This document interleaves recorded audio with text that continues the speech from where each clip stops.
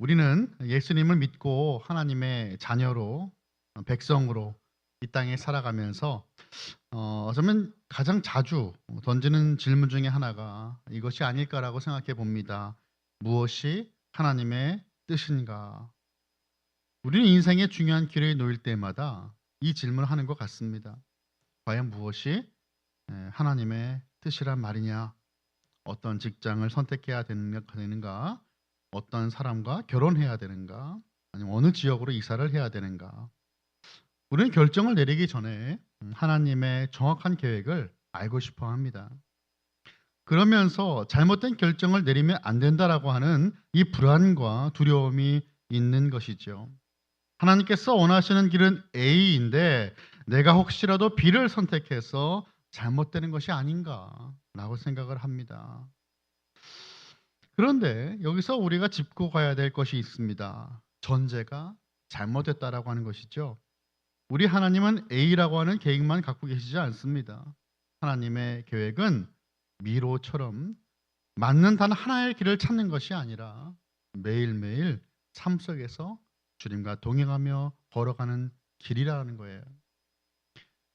CCM 그 복음송 찬양 중에 부르신 곳에서라고 하는 찬양이 있습니다. 따스한 성령님 마음으로 보내 내 몸을 감싸며 주어주는 평안함 만족감을 느끼네. 부르신 곳에서 나는 예배하네. 어떤 상황에도 나는 예배하네. 내가 걸어갈 때 길이 되고 살아갈 때 삶이 되는 그곳에서 예배하네 라고 하는 찬양입니다. 혹시 들어본 적 있으세요? 예. 예, 제가 찬양을 좀만 더 잘했더라도 함께 찬양했을 텐데 하나님은 모든 걸 다 주시지 않는 모양입니다. 그죠? 예.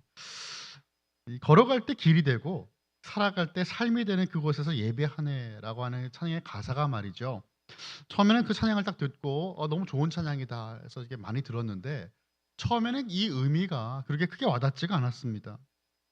그런데 우리가 정해진 그 하나의 길을 찾아가는 것이 아니라 하나님과 동행함으로써 우리가 삶 가운데 그 걸어가는 길이 하나님께서 나를 향하신 계획이었다라고 하는 사실을 깨닫게 될 때 이 가사의 의미가 다르게 와닿더라는 것이에요. 그렇구나. 돌아보니 모든 것이 하나님의 계획하심이었다. 하나님의 뜻은 결코 어렵지 않습니다. 하나님께서 이미 말씀하신 하나님의 말씀에 순종하며 걸어가는 그 길이 하나님께서 예비하신 우리의 삶의 계획이 됩니다. 그리고 오늘 본문에서 하나님은 그 길은 공동체를 세우는 길이고 그 길은 바로 거룩한 영적인 생활의 길이다라고 말씀하시는 거예요. 하나님의 백성이 거룩한 하나님의 뜻을 어떻게 삶 가운데 실천할 수 있는지 저는 말씀을 통해서 한번 살펴보고자 합니다.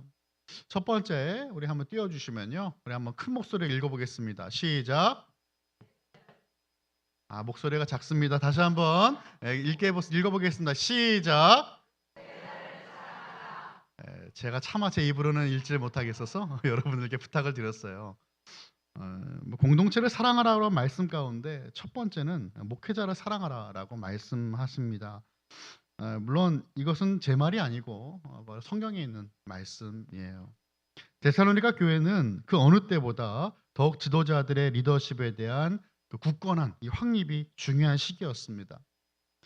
교회 지도자들의 리더십 아래에 성도들의 믿음이 더 견고해지고요, 바로 세워져서 이들이 당면하는 그 어려운 환경과 환란을 잘 통과하는 것이 무엇보다 중요했습니다. 삶 가운데 신앙생활의 승리를 위해서는 지도자의 세움이 아주 중요했다라는 것이에요. 리더십, 즉 목회자들을 존경하고 사랑하는 것은 하나님의 뜻입니다. 목회자와의 좋은 관계 가운데 성도는 더욱 성장하고 자라날 수가 있어요. 만약에 그러신 분은 단 한 분도 안 계시겠지만 저를 이렇게 좋아하지 않으셔도 저는 괜찮아요. 근데 저를 사랑하지 않고 미워하시는 분이 혹시라도 계시면 얼마나 힘드시겠어요.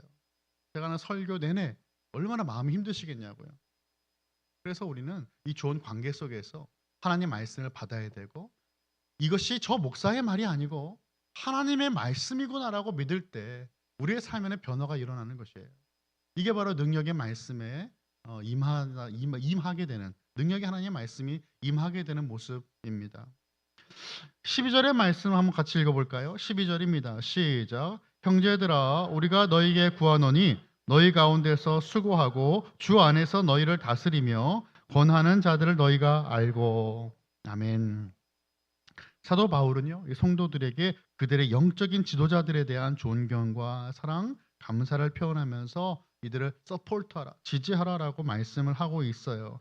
12절의 말씀을 보시면 성도들에게 교회 지도자들이 누구인지 먼저 알아야 한다라는 것을 말씀하고 있는데, 개인적으로 아는 것을 말씀하는 것이 아니고 이 목회자가, 이 교회 지도자가 어떤 존재인가를, 이들이 어떤 역할을 해야 되는 사람인가를 먼저 알아야 된다라고 성경은 우리에게 말씀하는데, 사도 바울은 세 가지 특징을 말씀합니다. 첫 번째는 너희 가운데 수고하는 자다라고 말씀해요. 목회자들은 자기 영광을 추구하는 자가 되어서는 안 됩니다. 목회자는 자신의 영광을 추구하는 자가 아니라 목양하는 성도들의 필요를 채우는데 열심을 다하는 자들이에요. 또한 설교와 가르침과 돌봄에 있어서 최선을 다하는 사람들이 바로 목회자죠. 두 번째는 주 안에서 너희를 다스리는 자다라고 말씀을 합니다. 헬라어로 다스리다라는 말을 보니까 지도하다, 진두에 서다라는 의미도 있고요, 돌보다라는 의미도 있습니다. 그래서 다스리는 자 하면 윗사람이 아랫사람을 부리는 것처럼 억압하고 압제하는 그런 모습이 아니고요, 이 성도들을 잘 이끌고 돕는 지도자를 가리킨다라는 것이에요. 예수님이 우리의 리더이시지만 그분 우리의 servant 리더, 섬기는 리더로 오셨다란 말이죠. 섬기는 받기 위해 온 것이 아니고 섬기기 위해 오셨다라고, 대속물이 되기 위해 오셨다라고 우리 주님 말씀하셨는데, 이 예수님의 모습처럼 목회자는 섬기는 리더가 되어야 되는 것이겠죠. 지도력과 돌봄을 예수님, 그 예수 그리스도의 능력 안에서 행하는 리더의 모습, 바로 목회자입니다. 마지막 세 번째는 너희를 권하는 자다라고 말씀하고 있는데요, 개역 개정의 번역과는 달리 영어 성경 번역들을 보니까 이 권한다라고 하는 그 말이 어떤 그렇게 말씀을 자신이 말해주는 그런 수준이 아니고 경고한다, 훈계하다라고 하는 번역으로 번역되어 있어요. 복음을 증거하는 선포에 있어서 훈계와 경고는 여러분 분명히 필요한 부분이에요. 듣기 좋은 말만 하는 거, 여러분 그거 설교라고 보기가 어려울 때도 있어요. 어쩔 때는 내 귀에 듣기 힘들고 받아들이기 어려워도 하나님의 말씀으로 선포해야 되는 것이 바로 설교죠. 그리스도의 그리스도의 복음만이 아니라 나태한 영혼을 깨우기 위한 따끔한 말씀이 반드시 필요합니다. 이것을 전하는 사람이 바로 목회자예요. 이렇게 하나님께 세우신 교회 리더인 목회자가 어떤 존재인지 알아야 한다라고 바울은 말씀을 하고 있어요. 그리고 13절의 말씀 이어보면 이렇게 말씀합니다. 제가 읽어볼게요. 그들의 역사로 말미암아 사랑 안에서 가장 귀히 여기며 너희끼리 화목하라 라고 말씀하고 있어요. 지도자들이 목회자를 사랑 안에서 가장 존귀하게 여기라 라고 말씀을 하는 것이에요. 목회자를 사랑 안에서 가장 존귀하게 여기라는 말씀인데, 사랑은 그리스도인 간에 나타나야 될 가장 중요한 모습입니다. 성도들은 목회자들로 인해 교회가 얻는 유익을 얻을 수가 있기에 말씀을 전하고 이 말씀 말미암아 예수 그리스도의 몸된 공동체를 이루는 그 유익을 누리기는 것 때문이라도 마땅히 귀하게 여김을 해야 한다. 목회자에게 지지와 격려를 주어야 한다라고 말씀하는 것이죠. 물론 이러한 관계가 형성이 되려면 목회자는 최선을 다해 교회와 성도들을 섬겨야 될 것입니다. 이렇게 서로가 서로를 섬길 때에 하나님께서 기뻐하신 교회의 하나됨이 이루어지게 되는 거예요. 그로 말미암아 나타난 화목함은 교회가 세상에 반드시 보여줘야 될 덕목 가운데, 모습 가운데 하나가 됩니다. 교회만 가면 사람들이 서로 싸우더라, 그렇게 서로 미워하다더라 라고 하는 그 말들 여러분 들으신다면 얼마나 마음이 아프시겠습니까? 세상 사람들이 그곳에서 예수님을 과연 만날 수가 있겠습니까? 교회가 하나 되지 못하면 세상에 결코 선한 영향을 줄 수가 없고 교회가 전하는 복음을 세상은 신뢰하지 않을 것입니다. 성도들을 위해 섬기는 지도자들을 우리는 알아야 하고 사랑 안에 그들을 가장 귀히 여기며 존귀히 여기고 하나님 앞에 존경과 사랑을 드려야 된다라고 성경은 말씀하죠. 여러분 처음부터 완벽한 목회자는 없을 것입니다. 결국 목회자는 사랑과 격려를 주고받는 교회, 이 공동체를 통해서 성장하고 함께 만들어져 가는 거예요. 물론 목회자를 맹목적으로 추종하고 그 목사를 교주화하는 것 문제가 됩니다. 그런데 사랑 안에서 귀히 여기는 것은 다릅니다. 목회자를 사랑함으로 하나님이 기뻐하신 뜻을 이미 이루고 계시지만 더욱더 이루어지는 우리 칼빈 교회 되기를 간절히 소원합니다. 두 번째는 이 그리스도의 몸된 지체를 품으라라고 말씀하고 있어요. 그리스도의 몸된 이 공동체 지체 한 명 한 명을 서로가 품고 사랑해야 한다라고 말씀합니다. 14절과 15절 이제 서로에 대한 권면인데 14절 말씀은 제가 읽어보겠습니다. 또 형제들아 너희를 권면하노니 게으른 자들을 권계하며 마음이 약한 자들을 격려하고 힘이 없는 자들을 붙들어주며 모든 사람에게 오래 참으라 말씀하죠. 성도들이 품어야 되는 첫 번째 이 범주는 게으른 자들이에요. 게으른 자들은 자기가 맡은 일을 하지 않고 자기 식량도 스스로 벌지 못해서 말썽과 혼란을 일으키는 자들이었을 것입니다. 근데 우리가 좀 다시 한번 생각해 봐야 될 것이 있는데 오늘 본문에 게으르다라고 하는 이 본문은 단순히 일을 안 하면서 놀고 먹는 것을 의미하지 않습니다. 오늘 말씀에 나와 있는 게으름, 이 사람들은 자기들의 직업을 자진해서 버리고 영적인 행동만을 하면서 예수님의 재림을 기다리는 자들이었어요. 충분히 일도 할 수 있고 돈을 벌 수 있었는데 이것들을 하지 않고 단순히 예수님의 재림만을 나는 기다리겠다라고 하는 그 사람들이 바로 오늘 성경에 게으른 사람이다라고 말씀하는 것이죠. 이런 사람들로 인해서 구제가 더 필요한 자들에게 피해를 주고 있다 이 말이에요. 교회 재정 운영에도 피해를 주고 있었습니다. 바울은 노동을 거부하면서 재림을 기다리는 자들을 책망해야 한다고 말씀하죠. 그 데살로니가전서 4장 11절의 말씀 보니까 이렇게 말씀했어요. 조용히 자기 일을 하고 너희의 손으로 일하기를 힘쓰라. 예수님의 재림을 바라보는 성도들에게 하는 바울의 말씀이에요. 자, 두 번째 범주는 마음이 약한 자들입니다. 원어상으로 보면 작은 혼을 가진, 영혼을 가진 자들이라는 뜻인데 교회 안팎의 사람들과 어떤 사건들로 인해서 의기소침해져 있고 풀이 죽어 있는 자들을 의미합니다. 특히 교회가 경험하고 있었던 압박과 핍박으로 인해서 믿음이 약해진 자들은 그리스도와 또 하나님 나라의 백성으로 최후 승리를 할 것이라는 것을 떠올리면서 상기시킴으로써 그들의 마음이 낙심되지 않도록 격려해야만 되었어요.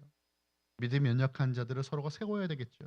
자, 세 번째 이 범주 힘이 없는 자들이에요. 이 힘이 없는 자들은 육신이 연약한 자로 해석할 수도 있겠지만 사실은 바로 우리가 나누었던 이 마음이 약한 자들과 연결된 사람들이에요. 그래서 사도 바울이 말씀한 힘이 없는 모습은 영적으로 연약하여서 우상 숭배 혹은 여러 죄에 빠져 있는 모습을 의미합니다. 영적으로 성숙하고 강한 자들은 이렇게 영적 연약한 자들을 도와줘야 된다는 것이에요. 영적으로 성숙하여 나는 괜찮다라고 생각하면서 우월감에 빠져 있으면 안 된다라는 것이겠죠. 특히 이방인 중에 예수님을 믿고 교회 구성원이 된 경우에 이방인의 그 생활 습관, 그 방식에서 이제는 그리스도인으로서의 생활 방식으로 변화하는 것이 필요한데 이게 결코 쉽지는 않았을 것이다라는 말이에요. 여러분 세상의 원리는 어떻습니까? 약육강식 그 원리로 돌아갑니다. 그런데 교회가 그 방식을 따라가면 되겠냐 이 말이죠. 교회는 연약한 자를 붙들고 지지하며 격려해 주어서 함께 자라나 성장하는 길로 가야 한다는 것이에요. 우리는 성도를 지체라고 불러요. 여러분 지체가 무슨 뜻이에요? 파트라는 말이에요. 파트. 몸의 한 부분을 이룬다라는 부분이에요. 한 몸이잖아요. 이게 굉장히 중요해요. 연약하다고 해서 우리가 무시할 수가 없다라는 것이에요. 예수님의 몸된 공동체가 바로 주님께 부르심을 받은 거룩한 교회의 모습입니다. 네 번째 범주는 모든 사람이다라고 말씀을 하죠. 이제는 모든 사람을 다 포괄하면서 뭐라고 말씀하냐면 서로 오래 참으라라고 권면하고 있습니다. 오래 참음하면 뭐가 떠오르세요? 오래 참음? 사우나가 떠오르십니까? 오래 참음하면 성령의 열매가 떠오르시겠죠. 성령의 열매가 무엇입니까? 성령의 열매는 예수님의 성품이에요. 예수님을 닮아갈 때 사랑과 희락과 오래 참음이 있다라고 분명히 우리에게 말씀하고 계세요. 이 오래 참음은요, 하루 이틀만 품는 것이 아니고 오랫동안 품고 오랫동안 함께 가는 거예요. 시간이 돈이라고 여기며 성급한 그 세상의 모습을 따르지 않고 그리스도의 몸된 거룩한 교회를 오래 참으며 세워가야 한다라고 성경은 우리에게 말씀합니다. 15절의 말씀 한번 같이 읽어보겠습니다. 15절입니다. 시작. 삼가 누가 누구에게든지 악으로 악을 갚지 말게 하고 서로 대하든지 모든 사람을 대하든지 항상 선을 따르라. 아멘. 좀 마음이 힘든 말씀이 등장했습니다. 악으로 악을 갚지 말고요, 항상 선을 따르라고 말씀합니다. 근데 여러분, 이 말씀처럼 우리가 그렇게 쉽게 되던가요? 악으로 악을 갚지 않는 것 결코 쉬운 일이 아니죠. 구약 성경 보면요, 상처는 상처로 눈에는 눈으로 이에는 이로 갚을지라. 얼마나 속이 편해지는 말씀인지 모르겠어요. 운전을 하다 보면 우리가 이렇게 본성이 드러난다라는 말씀을 이렇게 하시는데, 앞에 사람이 나를 확 이렇게 재치기를 하면 우리는 마음에 어떤 마음이 들어요? 똑같이 당해봐라는 마음이 든단 말이에요. 그게 사실 우리의 연약한 모습 아니겠습니까? 그런데 성경에는 그렇게 하지 말라라고 우리에게 말씀하는 거예요. 보복에 관한 말씀, 출애굽기, 레위기, 신명기에서 동일하게 주시는 말씀인데요. 원래 이 말씀이 어떤 의미가 있었을까요? 나에게 피해를 준 것 이상을 하지 말라라는 말씀이었다라는 것이에요. 우리가 이제 물론 여러분은 그렇지 않으실 겁니다. 그런데 생활을 하다 보면 그런 분들을 종종 볼 때가 있죠. 내가 피해를 당하면 너 한번 맛 좀 봐라 라고 하는 그 마음으로 그 이상을 품는 분들이 계세요. 근데 그렇게 하지 말라라고 주시는 말씀이 바로 이 보복에 관한 말씀이었습니다. 내가 하나를 빼앗겼을 때 하나 이상을 빼앗지 말라라는 말씀이었어요. 모세 오경을 지나 후대에 기록된 구약 성경들을 보면요, 이 보복에 관한 말씀들이 점점 발전하는 것을 볼 수가 있어요. 그러니까 보복을 거부하는 것으로 발전됩니다. 그 말은 뭐냐면 하나님께서 이 말씀을 주실 때 원래 의도가 있었다라는 것이에요. 신약으로 넘어오면 예수님은 어떻게 말씀하십니까? 마태복음 5장 38절에서 42절까지의 말씀 우리 한 목소리 같이 읽어보겠습니다. 시작. 또 눈은 눈으로 이는 이로 갚으라 하였다는 것을 너희가 들었으나 나는 너희에게 이르노니 악한 자를 대적하지 말라. 누구든지 내 오른 뺨을 치거든.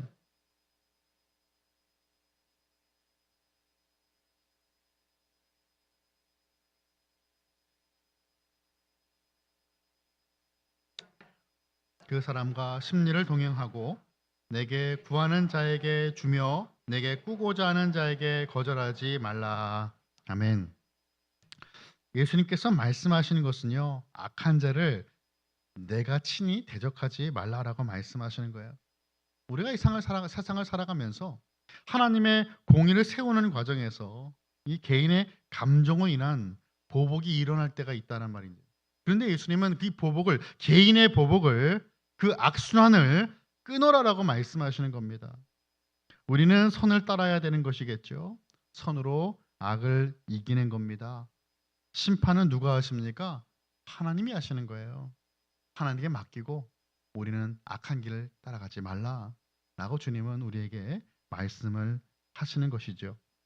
사랑하는 성도 여러분, 연약한 지체를 향한 우리의 태도를 다시 한번 점검해 보길 원합니다. 삶이 무질서한 자를 징계하고요, 소심한 자를 격려해야 되겠습니다. 믿음이 연약한 자를 붙들어주고 나와 생각이 다른 자를 참아주고 기다려줘야 되겠습니다. 이해가 충돌할 때 손해보는 쪽을 택해야겠고 악에 대해서도 선으로 맞서라. 이 말씀이 결국 하나님께서 기뻐하시는 하나님의 뜻임을 우리에게 말씀하시는 것이죠. 이렇게 그리스도의 몸된 지체를 품을 수 있는 저와 여러분, 하나님 뜻을 따르는 모든 성도 되시기를 간절히 소원합니다. 마지막 세 번째는 바로 거룩한 영적 생활을 선택하라입니다. 여러분, 영문 알파벳 B와 D 사이에는 뭐가 있죠? B와 D 사이에는 C인가요? B와 D 사이에는 와가 있죠. 예. B와 D 사이에는 와가 있다. 이거 제 말이고요. 예.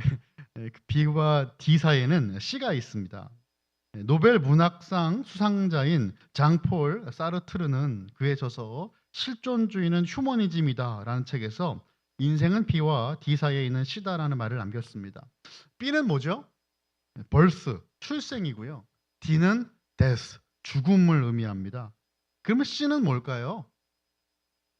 어느 분은 그 크라이스트, 그리스도다라고 말하시는 분도 있는데 이 저자는 이 C를 초이스다라고 이야기했어요. 초이스는 선택이죠. 내가 선택할 수 없는 출생 B와 내가 선택할 수 없는 이 D 죽음 사이에 존재하는 그 인생의 모든 것은 결국 내가 선택할 수 있는 C다라고 말하는 겁니다. 물론 틀린 말은 아니죠. 그런데 우리들은 이 말을 들을 땐 불편해야 됩니다. 많이 불편하죠. 그래서 저는요 조금 더 더해서 이 선택을 그냥 선택이라 보지 않고 거룩한 선택이다라고 한번 고쳐보면 좋겠다는 생각을 했습니다. 그래서 이 출생과 죽음이 사이에 있는 우리의 모든 인생이 우리가 거룩한 선택을 해야 된다라는 것이에요. 세상적인 가치관을 선택하지 말고 하나님께서 기뻐하시는 영적인 생활을 선택해야 합니다. 16절부터 18절까지 우리 한번 한 목소리를 읽어보겠습니다. 시작. 항상 기뻐하라, 쉬지 말고 기도하라, 범사에 감사하라. 이것이 그리스도 예수 안에서 너희를 향하신 하나님의 뜻이니라. 아멘. 성도를 향한 하나님의 뜻이라고 불려지는 이 말씀, 성도의 영적인 이 자질, 선택 세 가지를 말씀하고 있습니다. 첫 번째는 항상 기뻐하라라고 하는 말씀이죠. 영어로 rejoice always라고 하는 말인데 성도의 삶에 기뻐할 만 생기는 것이 아닐 것입니다. 슬픈 일도 있고 힘든 일도 있을 겁니다. 하지만 이 환난을 만나는 것도요. 그것이 영적인 성숙과 인내할 수 있는 시간을 가져온다는 것을 기억한다면 우리는 기뻐할 수 있습니다. 기쁨은 환경의 결과가 아닌 거죠. 기쁨은 하나님과의 관계에서 맺히는 열매입니다. 열매예요. 바울은 고난과 환난 가운데서도 이 기쁨을 잃지 않았습니다. 사도행전 16장을 보시면요. 매를 맞고 빌립보 감옥에 갇혀 있었지만 그곳에서 바울과 실라는 어떻게 합니까? 찬양하였어요. 찬양했어요. 비록 환경은 절망적일 수 있으나 하나님 안에 있는 기쁨은 빼앗길 수 없었던 것입니다. 또한 옥중 서신 가운데 빌립보서 우리 기억합니다. 옥에 갇힌 바울이 성도들에게 무엇을 말씀합니까? 주 안에서 기뻐하라라고 말씀하는 거예요. 계속 기뻐하라라고 반복해 말씀하는데 바울은 이 반복이 전혀 수고롭지 않다라고 말씀합니다. 그러면서 빌립보 4장 4절의 말씀 보니까 이렇게 말씀하고 있습니다. 우리 한 목소리 같이 읽어보겠습니다. 시작. 주 안에서 항상 기뻐하라. 내가 다시 말하노니 기뻐하라. 아멘. 기쁨은 상황이 아니라 하나님께 속한 나의 정체성이다라는 거예요. 하나님의 자녀들인 우리들의 삶에서 나오게 됩니다. 그러니까 항상 기뻐하라라고 명령의 말씀은 하나님을 믿는 자녀들이라면 선택할 수 있다라는 것이죠. 자, 두 번째는 쉬지 않고 기도하는 것입니다. Pray constantly라고 말씀하는데 고난 중 기뻐할 수 있게 돕는 중요한 방법은 무엇이에요? 기도하는 거예요. 기도하는 것이에요. 기도는 무릎 꿇고 오래 있는 시간을 의미하지 않습니다. 기도는 하나님과의 관계를 끊임없이 유지하는 삶이에요. 항상 주님 앞에 세워지는 삶. 쉬지 말고 기도하라 이 말씀은 끊어지지 않고 하나님 앞에 설 수 있는 연결된 모습을 의미하고 있어요. 시계 제작자이며 기독교 작가로 활동했던 코리 텐 붐은 기도를 이렇게 설명했습니다. 시계추가 왔다 갔다 하며 시계를 움직이듯 기도가 우리의 삶을 하나님께 계속 연결하게 한다라는 말을 남겼습니다. 그렇습니다. 기도는 하나님의 뜻을 발견하는 호흡과도 같습니다. 세 번째, 모든 상황 속에서 감사하는 것을 말씀하는데요. Give thanks in everything이라고 표현할 수 있겠어요. 성경은 종종 기도와 감사를 연결하고 있어요. 하나님이 고난 중에 있는 성도를 방치하지 않으시고 돌보고 계심을 믿고 감사할 때 당면한 모든 고난은 나의 유익함이 됩니다. 감사는 상황이 완벽할 때가 아니라 하나님이 주권자로 다스리심을 믿을 때 가능한 거예요. 그래서 감사는 지금도 하나님의 뜻 안에 있음을 확신하는 우리의 믿음의 태도입니다. 고난과 핍박 중에 있더라도 항상 기뻐하고 쉼없이 기도하며 범사에 감사하는 것입니다. 이것이 마지막 때를 살아가는 성도의 합당한 삶, 거룩한 삶이죠. 사실 거룩한 선택은 우리가 선택할 수 있는 부분이 아니라 반드시 해야 하는 하나님의 뜻인 것입니다. 워싱턴주 휘트워스 대학의 종교 및 철학 교수로 있으면서 여러 신앙 서적을 쓴 제럴드 시처 교수가 쓴 책 중에 하나님의 뜻이라고 하는 책이 있습니다. 이 책에서 그는 씻을 수 없는 상처를 소개하고 있어요. 1991년 아이다호주 시골의 한 고속도로에서 시속 137km로 달리는 한 음주운전자의 차량이 중앙선을 넘어 시처 교수의 차량을 들이박았습니다. 그 차에 타고 있었던 시처 교수, 그리고 시처 교수의 아내 린다, 셋째 딸 다이애나, 그리고 어머니 세 사람, 이 세 사람이 목숨을 잃고 말았어요. 꽤 오랜 시간 동안 신학 교수이자 또한 목회자로서 그는 감당하기 힘든 고통 속에서 하나님의 뜻은 무엇인가? 라고 하는 질문을 붙들고 있을 수밖에 없었습니다. 과연 하나님의 뜻이 무엇일까? 그날 내가 그 고속도로를 향하지 않았다면 더 좋은 일이 생기지 않았을까? 내가 무엇을 잘못했을까? 여러 생각이 왔던 것이죠. 결국 그는 하나님의 뜻이 하나님의 허용하시는 뜻과 섭리적인 뜻으로 구분할 수 있다는 것을 깨닫게 되면서 그의 깨달음을 이렇게 정리했습니다. 나는 한순간에 모든 것을 잃었지만 하나님은 그 자리에서 새로운 길을 시작하셨다. 그것이 나를 하나님의 뜻 안으로 더 깊이 이끄셨다. 하나님의 뜻은 우리가 그 순간 다 이해하지 못할 때가 더 많습니다. 하지만 하나님은 모든 과정을 통해 당신의 계획과 뜻을 이끄시는 하나님이십니다. 우리는 하나님의 뜻이 궁금합니다. 무엇을 해야 하고 어떤 길을 선택해야 되는가? 하지만 그 답은 성경에 있습니다. 말씀을 깨닫게 하시고 거룩한 삶을 가능케 하시는 성령님의 역사를 의지할 때 우리 하나님 기뻐하시는 그 하나님의 뜻 가운데 주님과 동행할 수 있게 됩니다. 오늘 말씀 23절의 말씀으로 한번 맞춰주기 원하는데요. 오늘 본문은 아니지만 23절 우리 한 목소리 같이 읽어보기 원합니다. 시작. 평강의 하나님이 친히 너희를 온전히 거룩하게 하시고 또 너희의 온 영과 혼과 몸이 우리 주 예수 그리스도께서 강림하실 때에 흠없게 보존되기를 원하노라. 아멘. 평강의 하나님이 데살로니가 성도들을 온전히 거룩하게 하시기를 기도하는 이 기도의 말씀처럼 평강의 하나님이 우리 칼빈교회 모든 성도들을 온전히 거룩하게 하시기를 간절히 소원합니다. 성도들의 영과 몸이 흠없이 보존되기를 기도하였습니다. 이처럼 예수님 오시는 그날까지 흠없게 보존될 그리스도인의 이 거룩한 삶으로 살아가는 저와 여러분 칼빈의 모든 가족 다 되시기를 예수 그리스도 이름으로 간절히 축원합니다.